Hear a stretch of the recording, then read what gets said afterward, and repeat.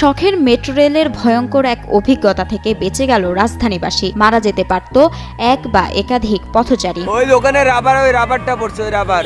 হঠাৎ খুলে পড়ল মেট্রো রেলের ভায়াডাক্টের একটি অংশের স্প্রিং। সকাল থেকেই বন্ধ রয়েছে আগারগাঁও মতিঝিল আগারগাঁও রুটে মেট্রো রেল চলাচল।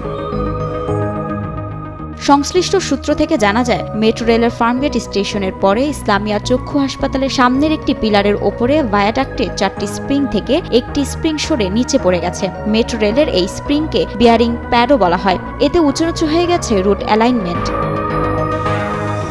রেলগাড়ি যখন এই বিয়ারিং প্যাডের উপর দিয়ে যায় তখন তা কিছুটা সংকুচিত হয়। গাড়ি চলে যাওয়ার পর সেটি আগের জায়গায় ফিরে আসে। যেহেতু ছবিতে দেখা যাচ্ছে ভায়াডাক্ট আগের জায়গায় ফিরে আসেনি, সেহেতু বিয়ারিং প্যাডের কার্যকারিতা নষ্ট হয়ে গেছে, নয়তো বিয়ারিং প্যাড এখান থেকে পড়ে গেছে বলে মনে করছেন বিশেষজ্ঞরা। ভায়াডাক্ট থেকে যদি বিয়ারিং প্যাড রিলিজ হয়ে যায় তাহলে পিলার ভেঙে যাবে। ভায়াডাক্টকে ফ্লেক্সিবল রাখার জন্যই এই বিয়ারিং প্যাড ব্যবহার করা হয়।